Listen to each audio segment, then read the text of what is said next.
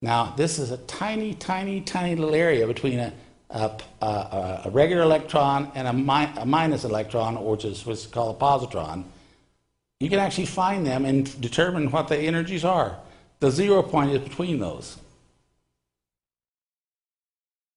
But when you understand that a superconductor, in fact, is literally in between those two. The superconductor is a macro system that literally is flux flowing and living in the world of the quanta, and literally it has entered a condition that is really not a plus electron or a negative electron. It literally is in the 0 point. And yet it's huge, but it's literally within the 0 point. The position of the superconductor is within the 0 point. A pure type 1 superconductor or a single element superconductor like I'm talking about. It talks about in the Papyrus of Ani all these properties and characteristics that will come to be possessed by the people when they die and come before God. It's talking about being perfected, walking there with the angels or the light beings, and it says, what then is it? It goes on, does some more describing. It says, what then is it? Next page. You know, describe some more, what then is it? Describe some more, what then is it? Describe some more, what then is it? Describe some more, what then is it? Describe some more, what then is it? Describe some more, what then is it? You say, God, these guys are totally preoccupied with this what then is it, aren't they?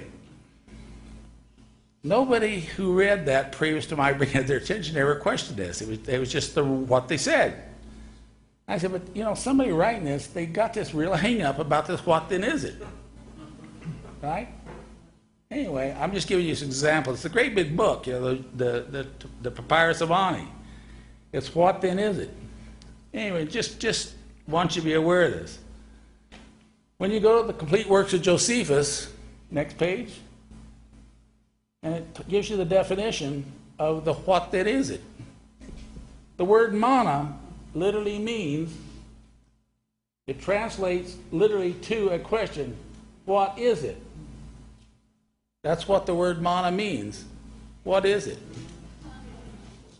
So this mysterious white substance that were being given to the Hebrews when they were out on the desert, just coincidentally we were calling it the very same thing that they were calling it in Egypt 3500 BC. It's what is it? Or what then is it? You think that's a coincidence? Yeah, I just love this hieroglyph because this is the whole story. This is the whole story in a nutshell. It's a jackal Anubis, which is the black jackal, which symbolically represented the digestive system. Because, you know, a dog goes and gets something, he goes out and digs a hole and buries it and lets it rot and ferment, and then he comes back, digs it up, and chews on and eats it. So Anubis represents the digestive system. Here is the king offers the jackal, Anubis, the digestive system, the white bread. Okay, the white nourishment, the white bread. Okay, that tells you the whole story right there. That is the Egyptian rite of passage, coming with the white bread to offer to the digestive system. To me, that one hieroglyph says everything. Remember that the Hebrews in the first temple, they had the Ark of the Covenant. They carried it on poles, and in it they had the 10 Commandments and the pot of the manna, or the what then is it. This is a listing of all the things that were supposedly taken from the first temple of Jerusalem. And right up there, I've colored the cones. You know, I don't even notice here, it has all of the things they took, and it shows what they are. And you can see the Torahs and the tables up here, and the offertory tables, the pots, everything. But here in these elongated cones, it says this one is silver, the white powder of silver, but all these others are the white powder of gold. And they're actually depicted as a long, elongated, triangle-shaped cone. Anyway, these are the things that were taken from the first temple, and there was white powder of gold taken. What is it? All right. And this is it was at the bottom here. And this is, says, code 138 on the left bears the superscription white bread, but was made of silver. So this is unique in that up here that says it was white bread, but it was actually silver. In Exodus, we learned that goldsmiths, not bakers, made the showbread. So it wasn't bakers that made the showbread. And it really wasn't called showbread in the first temple. It was called the bread of the presence of God. Okay, not showbread. It was when they built the second temple and the third temple that they started making showbread, not the bread of the presence of God.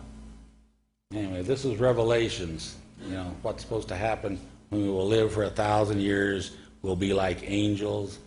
We will literally know the thoughts of others. We will know the future. All these miraculous things that occur. There are no diseases, no illnesses. This is the end times. But to him that overcometh, he will be given the hidden manna, the white stone of purest kind, upon which shall be written a new name. You will be another new being. That's a prophecy, you know, from what, nearly 2,000 years ago. All right. It's referred to as the manna, food of the gods, food of the Spirit, bread of the presence, semen of the Father in heaven, the golden tear from the eye of Horus, or that which issues the mouth of the Creator. The Egyptian people were very literal people. They were trying to describe this material so that you would understand what it looked like. The white powder is so insoluble, if it's taken into your body, it will literally not dissolve in the hydrochloric acid of the stomach. You have to take the white powder and literally hydrolyze it so it looks like a white snotty material. Okay, it's a hydroxide.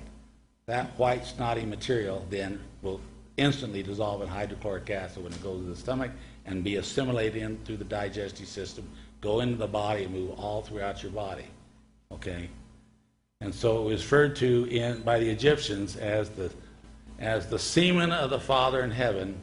And in the Egyptian rite of passage, you literally took into your body the semen of the Father in heaven.